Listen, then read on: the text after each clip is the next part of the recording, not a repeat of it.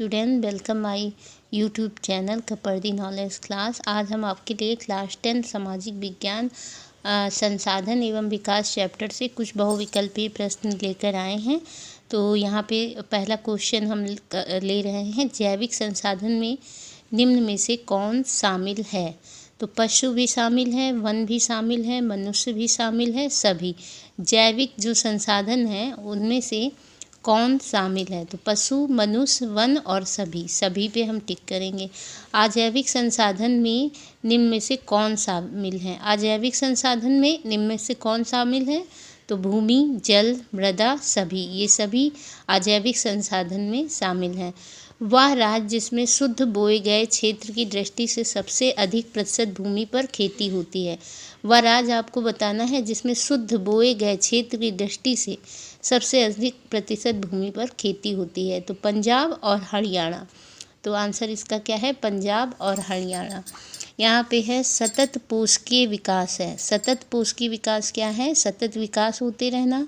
विकास तो हो लेकिन पर्यावरण का किसी प्रकार का नुकसान ना हो।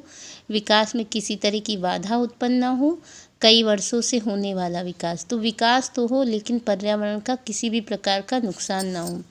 अगला क्वेश्चन है, पूर्वी तट के नदी डेल्टाओं पर पाई जाने वाली मृदा है। पूर्वी तट के नदी डेल्टाओं पर पाई जाने वाली मृदा है। तो जहाँ भी नदी का नाम आए तो जलोढ़ मृदा आ जाएगा आपका। रेतीली भी नहीं है, पर्वतीय भी नहीं है। पर्वतीय पर्वतों के ऊपर पाई जाती है और रेतीली रेगिस्तान जैसी जगहों पे तो जलोढ़ मिट्टी आपकी, जलोढ़ मृदा आपका सही आंसर हो जाएगा। उत्खात भूमि कैसी होती है? ऐसी भूमि जो पठारी भागों में बंजर होती है। खुदी भूमि को उत्खात भूमि कहा जाता है। ऐसी भूमि जो जोतने योग्य नहीं रहती। तो ऐसी भूमि जो जोतने योग्य नहीं रहती उसको उत्खात भूमि कहते हैं। तो उत्खात भूमि क्या है? जो भूमि जोतने योग्य नहीं रहती। अगला क्वेश्चन हम लेते हैं, मृदा। अगला क्वेश्चन है, मृदा निम्न में से किस प्रकार का संसाधन है? तो नवीकरण योग्य संसाधन है। कौन सा संसाधन है मृदा? नवीकरण योग्य। निम्न में से कौन सा तत्व मृदा निर्माण की प्रक्रिया को निर्धारित नहीं करता है? तो खनिज। कौन सा तत्व मृदा निर्माण की प्रक्रिया को निर्धारित नहीं करता है? खनिज। नदियों द्वारा लाए गए अवसाद से निर्मित मृदा है जलोढ़ मृदा। नदियाँ कौन सी लाती हैं? जलोढ़ मृदा। निम्न में से कौन सी जलोढ़ मृदा की विशेषता नहीं है? कौन सी विशेषता नहीं है? तो ये कपास के लिए उपयुक्त है, ये इसमें विशेषता नहीं होती है। जलोढ़ मृदाएँ बहुत उपजाऊ होती है, ये विशेषता होती है। अधिकतर जलोढ़ मृदाएँ पोटास, फास्फोरस और चूना युक्त होती है, ये भी होती है।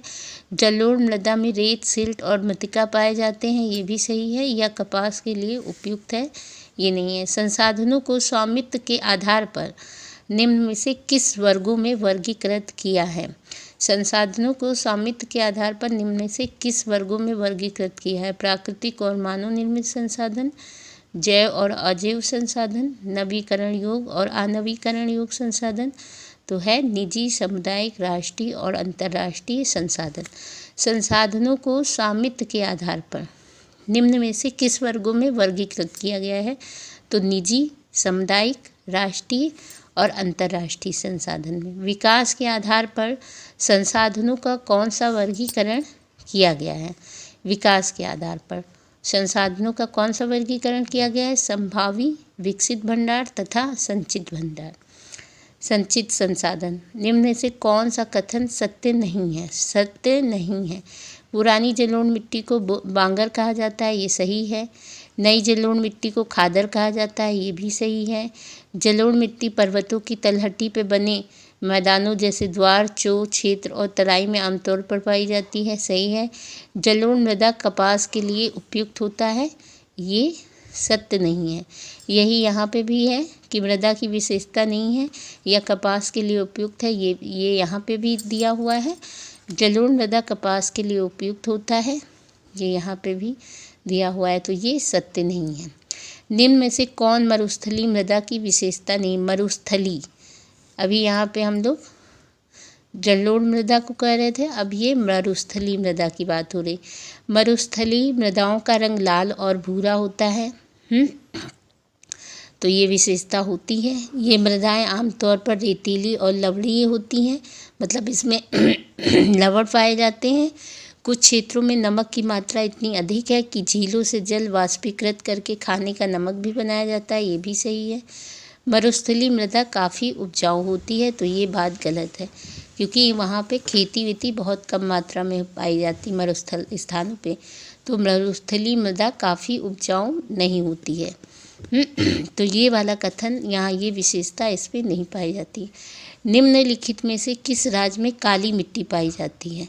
तो झारखंड, राजस्थान, गुजरात, बिहार। तो गुजरात में काली मिट्टी पाई जाती है।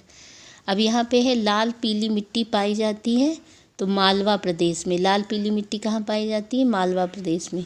पर्वतों पर मृदा अपरदन का साधन है। पर्वतों पर मृदा अपरदन का साधन क्या है? जल, जल है। अगला हम क्वेश्चन लेते हैं। भूमि एक संसाधन है। कैसा संसाधन है? तो प्राकृतिक संसाधन है। भूमि एक प्राकृतिक संसाधन है। मानव निर्मित है, तो ये तो गलत, मानव ने नहीं बनाया। सौर ऊर्जा से निर्मित है, तो ऐसा भी नहीं है। उपयुक्त में से कोई नहीं है, तो है प्राकृतिक संसाधन है। निम्नलिखित में से एक मिट्टी का प्रकार नहीं है। तो काली मिट्टी, लेटराइट मिट्टी, पीली मिट्टी, तो सीमेंट ये मिट्टी का प्रकार नहीं है। निम्न में से कौन अजैविक संसाधन है? चट्टानें हैं। पशु, मछलियाँ, पौधे, ये सब जैवीय संसाधन हैं जिनमें जान होती है, और चट्टानें अजैविक संसाधन हैं। पंजाब में भूमि निम्नीकरण का प्रमुख कारण है। पंजाब में भूमि निम्नीकरण का प्रमुख कारण क्या है? अत्यधिक सिंचाई। तो ये थे आज के कुछ बहुविकल्पीय प्रश्न। वीडियो पर लास्ट तक बने रहने के लिए थैंक यू, धन्यवाद।